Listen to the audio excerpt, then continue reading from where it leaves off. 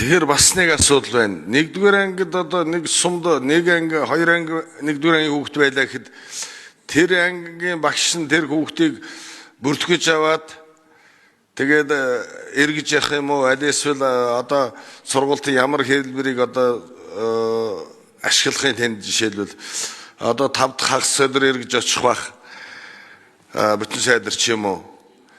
Нөгөө тэтгэврт гарсан багш нар тэр болгон очихгүй. Тэгэр чин тэрийг нэгдүгээр ангийн цахим сурч яана гэдэг нөгөө нэгдүгээр ангийн багш нь бүртгэж авах асуудал юу болох бол тэр нь дараа нь орж ирэхээр чин сургуулийн хоцрогдол байх юм уу? Тэр төлөв асуудал дээр сургуулийн материал энэ төр дээр онцгой анхаарах тал дээр юу баримталж байна нэр нь?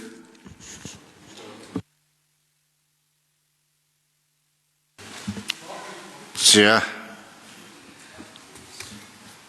Бэс сэдвэрш хариулъя. За бэсник шин асуулт хариулъя. За энэ мэдээж маш эцэг эхтэйгээ хамт сургах тийм сургачиг хийх шаардлагатай.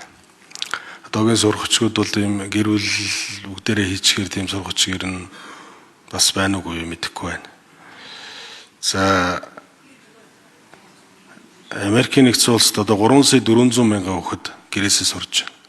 Монгол улсаас Канадын их сургуульд 12 жил эндээсээ сурж байна. Одоо их сургуульд Монголд суугаад тэр Канадын фермер гэрвэл бүх хүүхдээ 12 жил эндээс сургаад тэгээд одоо их сургуульдаа маш өндөр оноо аваад явсан байна. Монголын манай боловсролын яамны нэг сайхан юм нь энэ гэрээсээ сурж байгаа хүүхдүүдийг бас сертификат олгодсон байна.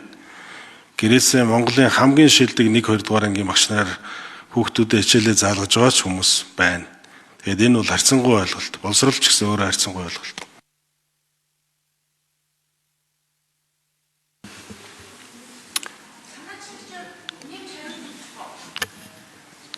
За оюун гишгш хариулъя. Нэмж хариулъя.